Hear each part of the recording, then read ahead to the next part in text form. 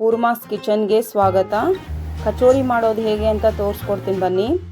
ನಾನು 1 ಗ್ಲಾಸಷ್ಟು ಮೈದಾ ಮತ್ತು ಅದಕ್ಕೆ ಅಜ್ವೈನನ್ನು ತಿಕ್ಕಿ ಹಾಕ್ಕೋತಾ ಇದ್ದೀನಿ. ಟೇಸ್ಟಿಗೆ ಉಪ್ಪು ಹಾಕಿ ಚೆನ್ನಾಗಿ ಕಲಿಸ್ಕೊಂಬಿಡೋಣ. ಇದಕ್ಕೆ ಒಂದು 5-6 ಸ್ಪೂನ್ ಎಣ್ಣೆ ಬೇಕಾಗುತ್ತೆ. ಎಣ್ಣೆನೇ ಅಷ್ಟು ಒಂದೇ ಸಾರಿ ಹಾಕೋದು ಬೇಡ, ಈ ಥರ ಸ್ವಲ್ಪನೇ ಹಾಕಿಬಿಟ್ಟು ಕಲಿಸ್ಕೊಳ್ಳೋಣ.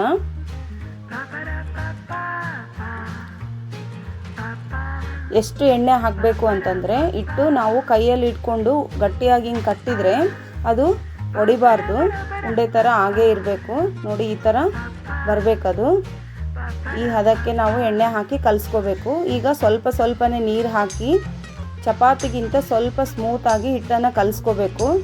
ಮತ್ತು ಇದನ್ನು 1 ತಾಸು ನೆನೆಲಿಕ್ಕೆ ಬಿಡಬೇಕಾಗುತ್ತೆ. ಈಗ ಇದನ್ನು ಮುಚ್ಚಿಟ್ಬಿಡೋಣ. ಸ್ಟಫಿಂಗ್ಗೆ ಮಸಾಲ ರೆಡಿ ಮಾಡ್ಕೊಳ್ಳೋಣ. ಇದಕ್ಕೆ 1 ಸ್ಪೂನು ಹವೀಜ ಸೋಪು, ಜೀರಿಗೆನ ನಾನು ಗೋಲ್ಡನ್ ಬ್ರೌನ್ ಕಲರ್ ಬರೋವರೆಗೂ ಫ್ರೈ ಮಾಡಿಕೊಂಡು ತಗೋತಾ ಇದ್ದೀನಿ. ಇದನ್ನು ಕುಟಾಣಿಲೆಲ್ಲ ಹಾಕಿಬಿಟ್ಟು ನಾನು ತರಿಯಾಗಿ ಕುಟ್ಟಿಟ್ಕೊಳ್ತೀನಿ. ಮಿಕ್ಸಿಲಿ ಹಾಕಿದರೆ ತುಂಬ ನೈಸ್ ಪೌಡ್ರ್ ಆಗುತ್ತೆ. ಈ ಥರ ಕುಟ್ಕೊಂಡ್ಬಿಡೋಣ. ಈಗ ಒಂದು ಬಾಣಲೆಗೆ 4 ಸ್ಪೂನಷ್ಟು ಎಣ್ಣೆ ಹಾಕಿ, ಇದು ಎಣ್ಣೆ ಕಾದ್ಮೇಲೆ ನಾವು ಕುಟ್ಟಿರ್ತಕ್ಕಂಥ ಮಿಶ್ರಣನ ಇದಕ್ಕೆ ಸೇರಿಸ್ಕೊಳ್ಳೋಣ. ಸಿಮ್ಮಲ್ಲೇ ಇಟ್ಕೊಳ್ರಿ. ಇದಕ್ಕೆ ಇಂಗು ಮತ್ತು ಒಂದು 4-5 ಹಸಿಮೆಣಸಿನ್ಕಾಯಿನ ಹೆಚ್ಚಿ ತೊಗೊಂಡಿದ್ದೀನಿ. ಹಾಕಿ ಚೆನ್ನಾಗಿ ಕೈ ಆಡಿಸ್ಕೋಬೇಕು. ಸೀದೋಗುತ್ತೆ, ಸಿಮ್ಮಲ್ಲೇ ಮಾಡ್ಕೊಳ್ರಿ. ಇದಕ್ಕೆ ಅಲ್ಲ ಬೆಳ್ಳುಳ್ಳಿ ಪೇಸ್ಟು ಮತ್ತು ಹೆಚ್ಚಿರ್ತಕ್ಕಂಥ ಈರುಳ್ಳಿನ ಹಾಕಿ ಕಲಿಸ್ಕೊಳ್ಳಿ. ಸ್ವಲ್ಪ ಉಪ್ಪು ಹಾಕಿ ಬೇಯಿಸಿದರೆ ಬೇಗನೆ ಬೇಯುತ್ತೆ ಇದು. ಈಗ ಇದಾಗಿದೆ. ಇದಕ್ಕೆ ಉಪ್ಪು, ಅರಿಶಿಣ, ಅಚ್ಕಾರದ ಪುಡಿ, 1-2 ಸ್ಪೂನ್ನಷ್ಟು ಹಸಿ ಕಡಲೆಬೇಳೆ ಹಿಟ್ಟನ್ನು ಹಾಕಿ ಚೆನ್ನಾಗಿ ಕಲಿಸ್ಕೊತಾ ಇದ್ದೀನಿ ನಾನು. 1-2 ನಿಮಿಷ ಬೇಯಿಸ್ಕೋಬೇಕು. ಈಗ ಬೇಯಿಸಿರ್ತಕ್ಕಂಥ ಆಲೂಗಡ್ಡೆನ ನಾನು ಸ್ಮ್ಯಾಶ್ ಮಾಡಿ ಹಾಕ್ತಾಯಿದ್ದೀನಿ. ಇಲ್ಲಿ 2 ಆಲೂಗಡ್ಡೆ ಬಳಸ್ಕೊಂಡಿನಿ ನಾನು. ಇದನ್ನು 1-2 ನಿಮಿಷ ಬೇಯಿಸಬೇಕು, ಚೆನ್ನಾಗಿ ಕಲಿಸ್ಬಿಟ್ಟು. ಇದಕ್ಕೆ ನಿಂಬೆಹಣ್ಣಿನ ರಸ ಸೇರಿಸ್ಕೊಳ್ಳಿ. ಒಂದು 1/2 ಸ್ಪೂನ್ನಷ್ಟು ಟೇಸ್ಟ್ಗೆ ಶುಗರು ಮತ್ತು 1/2 ಸ್ಪೂನ್ನಷ್ಟು ಗರಂ ಮಸಾಲನ ಹಾಕಿ 1-2 ನಿಮಿಷ ಸಿಮ್ಮಲ್ಲೇ ಕಲಿಸ್ಕೊಳ್ಳಿ.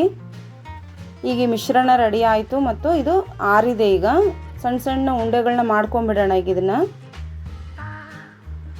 ನಿಮಗೆ ಯಾವ ಸೈಜ್ ಬೇಕೋ ಆ ಸೈಜಲ್ಲಿ ಉಂಡೆಗಳನ್ನ ರೆಡಿ ಮಾಡ್ಕೋಬೇಕು.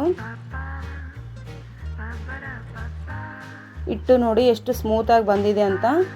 ಇದನ್ನು ನಾನು ಪೂರಿ ಥರ ಸಣ್ಣ ಉಂಡೆಗಳನ್ನಾಗಿ ಮಾಡಿಕೊಂಡು ಈ ಥರ ಮಾಡಿಟ್ಕೊಂಡ್ಬಿಡ್ತೀನಿ. ಒಂದೊಂದೇ ತೊಗೊಂಡು ಈ ಥರ ನೀವು ಕೈಯಲ್ಲೇ ಪ್ರೆಸ್ ಮಾಡ್ಕೋತಾ ಹೋಗಬೇಕು.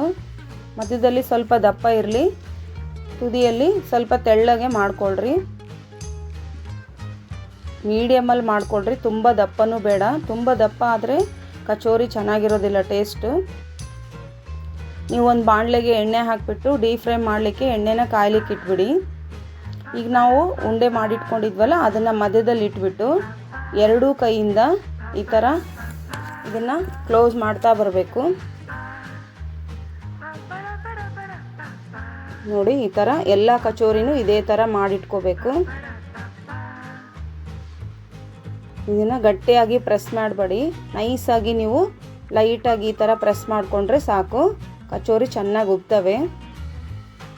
ಕಾದಿರೋ ಎಣ್ಣೆಯಲ್ಲಿ ಒಂದೊಂದಾಗಿ ಈ ಕಚೋರಿಗಳನ್ನು ಹಾಕಿ ಸಿಮ್ಮಲ್ಲೇ ಡೀಪ್ ಫ್ರೈ ಮಾಡ್ಕೋಬೇಕು. 2 ಸೈಡ್ನು ಗೋಲ್ಡನ್ ಬ್ರೌನ್ ಬರೋವರೆಗೂ ಬೇಯಿಸಬೇಕಾಗುತ್ತೆ ಇವನ್ನ.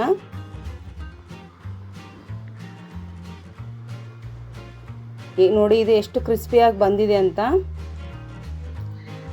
ಇದನ್ನು ಕಟ್ ಮಾಡಿ ತೋರಿಸ್ತೀನಿ ನಾನು ನಿಮಗೆ, ಎಷ್ಟು ಗರಿಯಾಗಿ ಬಂದಿದೆ ಕಚೋರಿ ಅಂತ.